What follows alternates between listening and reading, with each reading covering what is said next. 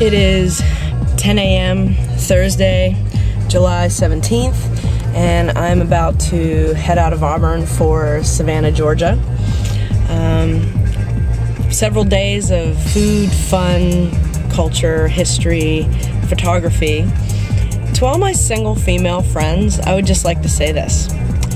You do not have to wait for a significant other or a group of friends who are available to travel with you for you to have your own amazing adventures. So join me on mine. I hope you enjoy the discoveries I make, and I'll see you in Savannah.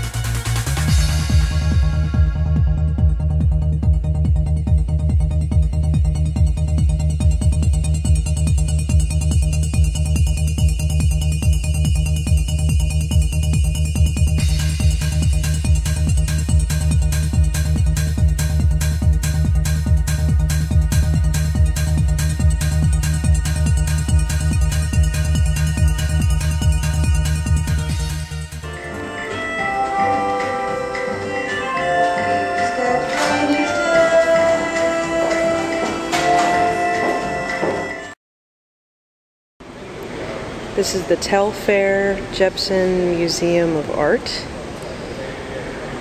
Pretty incredible architecture, as you can see. Here is the grand staircase leading up to the collections. This Art Squared Savannah event is absolutely incredible. I'm so glad I caught this instead of another ghost tour. Not that that wasn't fun, but wow. What an opportunity to see different art and speak to different artists and see these incredible buildings on the inside. A delightful way to spend Saturday night.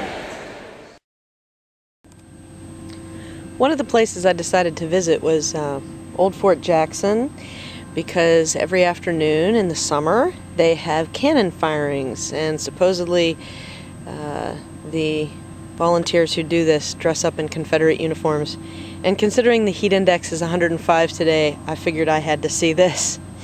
But Fort Jackson is on the Savannah River, and it was built here. Savannah, of course, was an important port city, and still is in many respects.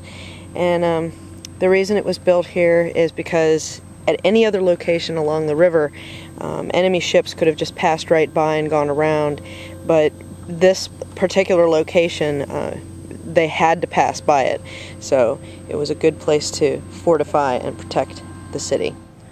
Fort Jackson was built in 1808 over an old earthen battery called Mud Fort during the Revolutionary War. And the fort was a headquarters for the Savannah River Defense for the Confederacy during the American Civil War, or as they like to call it down here, the War of Northern Aggression. I love the South.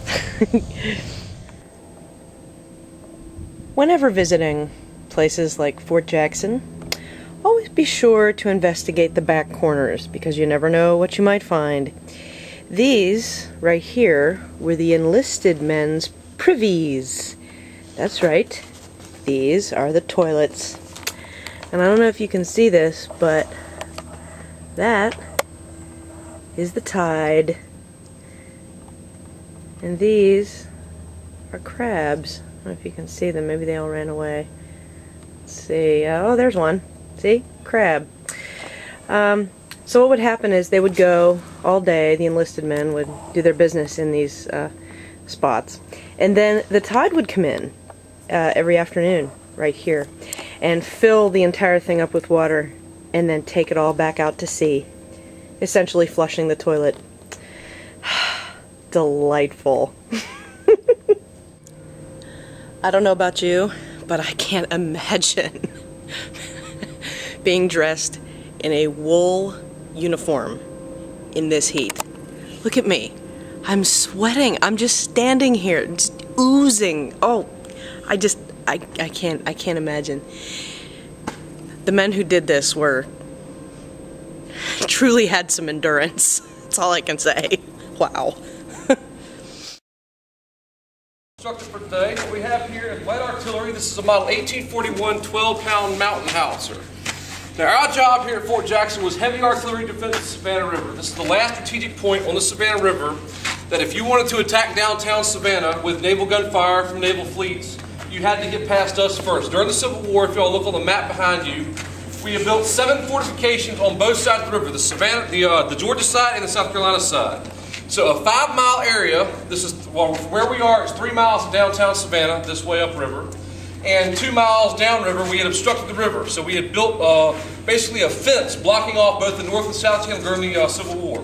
Now this fort right here to the Civil War was the Confederate fort, okay? The Union Army, the Confederate Army was here at Fort Jackson.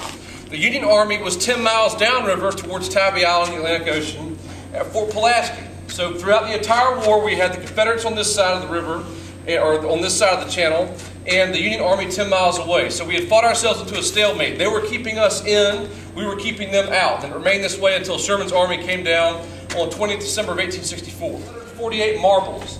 It would have a tin can filled with 148 69 caliber musket balls, and that is what this gun normally would fire. It was an anti-personnel weapon. Take 2 steps out to the side, pulling the lanyard taut. The gun is now loaded and ready to fire.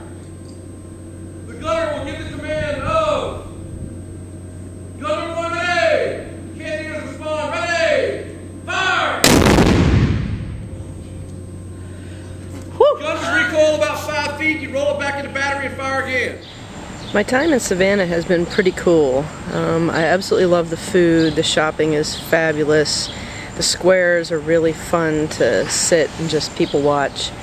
The humidity's a little intense. The heat index today is 97. The heat index tomorrow is going to be 105.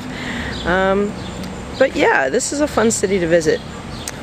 I would definitely recommend visiting if you have the chance. What to do my last night in Savannah? Oh, I know. I'll go on a sunset dinner riverboat cruise. Perfect. And just when you think you've seen it all. Coming up the Savannah River, and this is what we pass.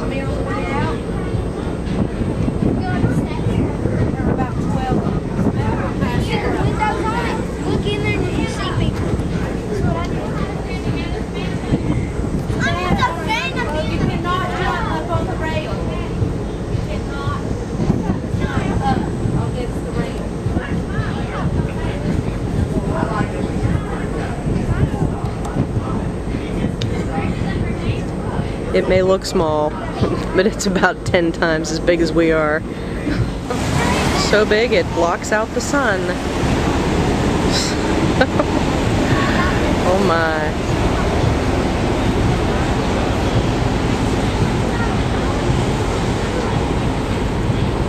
Finally, some scale. Look at that little boat. Yeah, that's a big boat, and it's headed to Singapore. The big one, not the little one.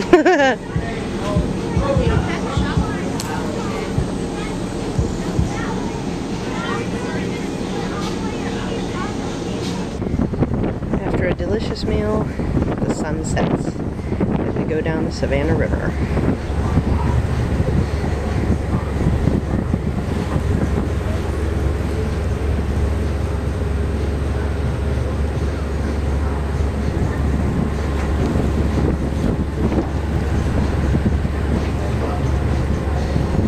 Perfect end to a perfect visit. Now go find your own adventure. What are you waiting for?